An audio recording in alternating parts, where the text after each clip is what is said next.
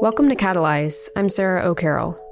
Today's episode is a recording of a 7 talk from the 2022 Alumni Forum. This talk, given by Bex Frucht from the class of '05, is entitled Free Your Tumbleweed Queen.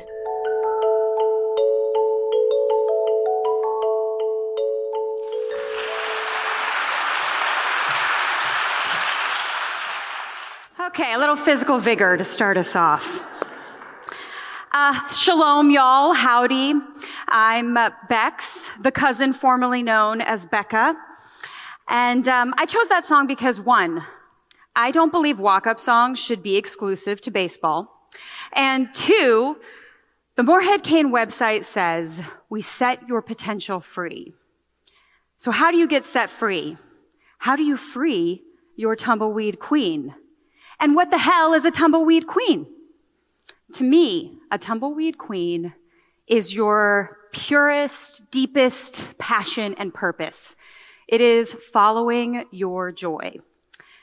Tumbleweed queen is all about BPE, big protagonist energy. BPE is this understanding that you are the main character in your story that you are telling every day. You are the author of your life. You remember Choose Your Own Adventure? That is BPE.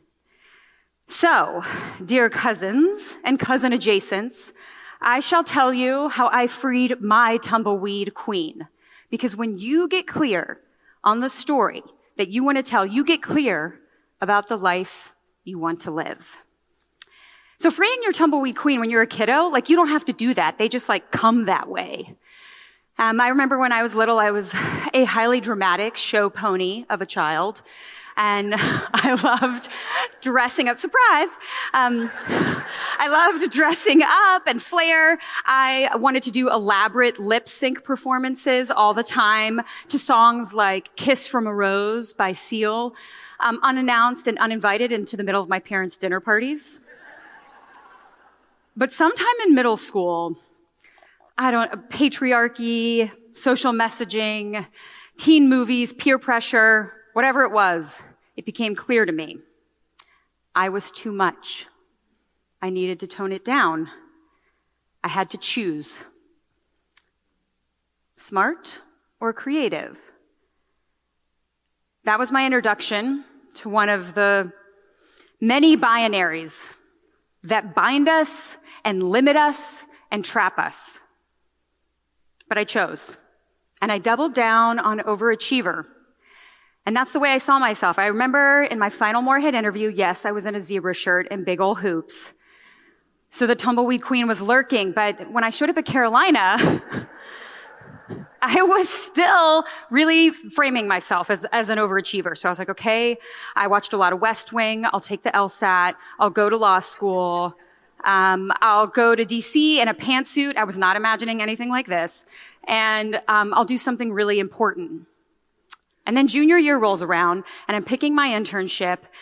And I could choose between the George Soros Foundation in Hungary, or I had heard about this opportunity in London with MTV International. And I was like, whew. Now, y'all know this Britney mic. You can tell what I wanted to choose. So I listened to the Tumbleweed Queen, and I showed up in London, and it was a revelation to be in a workplace and in an environment where it was more about my personality, who I am, than my GPA. And shout out to Glenna Patton for that opportunity. You changed my life. I love you, Glenna! So I got back to Carolina, and I scrapped the LSAT and the thesis. That was a really fun conversation with my family. And I decided to pursue a job with MTV after college, and I was in New York with them, and then I moved out to LA, the capital of kooky tumbleweed queen energy. That's where you go to get that BPE jolt right to the arm. And but it wasn't really until January 2011 when I fully stepped in to the BPE, and I made a New Year's resolution to tell a story at the Moth. So you might have heard of The Moth. It's this awesome story hour podcast on NPR. And it's also a live storytelling show that is all over the world. And I had started going in Los Angeles. And the way it works is you show up, you can throw your name in a hat, and they pick out 10 randomly selected tellers to come on stage and share a true life tale from their life, 5 minutes long. And it's just exhilarating. And I resolved I was going to do it. So the show, I show up, drop my name. I was the 9th teller picked out of 10. I was on pins and needles, not knowing if I was going to go.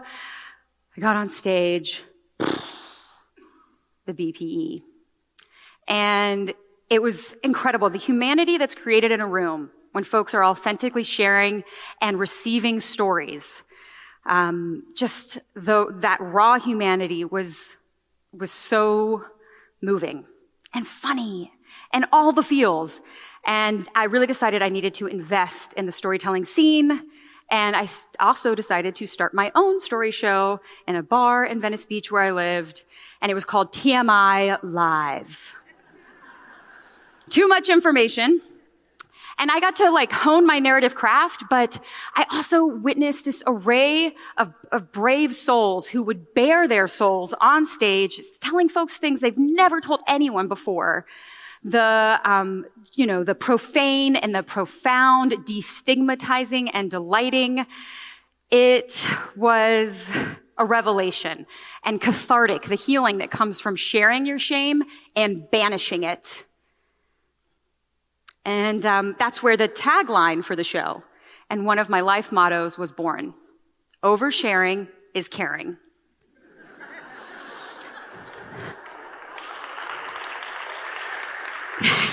But plot twist. The TV show I was hosting at the time got canceled. My boyfriend broke up with me. I got robbed. And then the worst indignity and tragedy of all, my beloved cat who had gotten me through my turbulent 20s suddenly died. R.I.P. Grover. Love you. So I was unmoored. I was unmoreheaded. I had no drive and direction. I had quite literally lost the plot. What did the protagonist do now? So I returned to my stories. I had this homework assignment that I had kept all these years. It was from 5th grade. I had this rad and morbid teacher who asked us to write our obituary. And so this is how mine read. Love her. Becca owned a ranch in Yellowstone country where the wolves roamed free. Becca was found on her horse at sunset, dead. I was like, that is a story I can ride into the sunset. I had always been a crazy horse girl, obsessed with wolves. I had not given her free rein in a very long time. So I decided to turn my quarter-life crisis into a Morehead alumni discovery internship. And I found a ranch on Instagram that was willing to take on a 31-year-old, unemployed, out of work, former TV host, who in honky-tonk boots. And I moved to their ranch for what was supposed to be 3 months. I left my Venice Beach bungalow and went to a bunkhouse on the prairie. And it was challenging and humbling.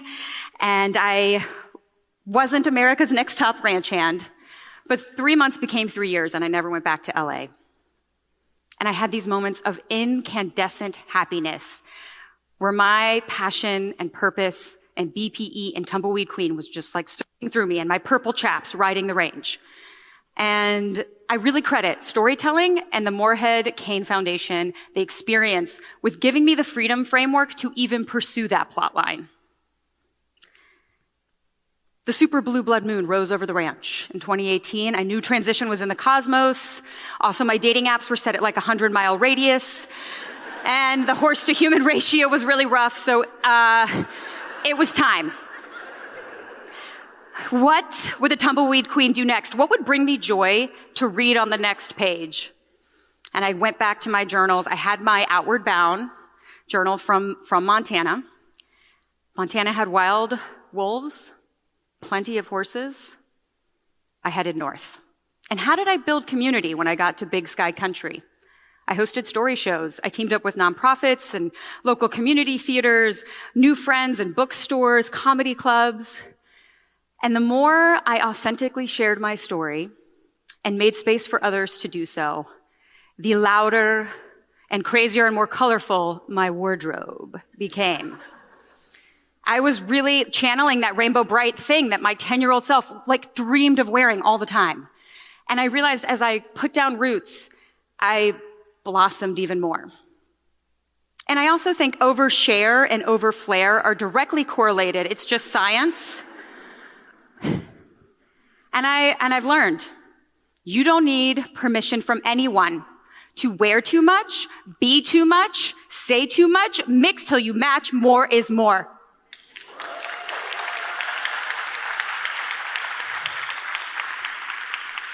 Because when you start telling your story, you get clear on the life you want to live. And as the sage George Michael sings in Freedom, yes, we're returning to that banger, there's something deep inside of me. There's someone I forgot to be.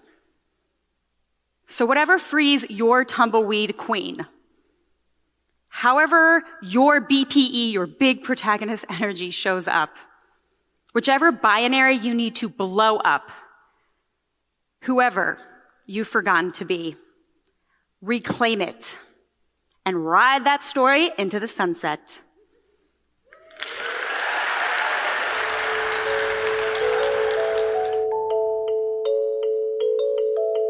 Thank you for listening to Catalyze. I'm Sarah O'Carroll. You can watch all of the 7 talks on our YouTube channel at Morehead-Cain. If you want to let us know what you thought of the 7 talk or who you want to hear from next on Catalyze, email us at communications@moreheadcain.org. We'd love to hear from you. Until next time, thanks for listening.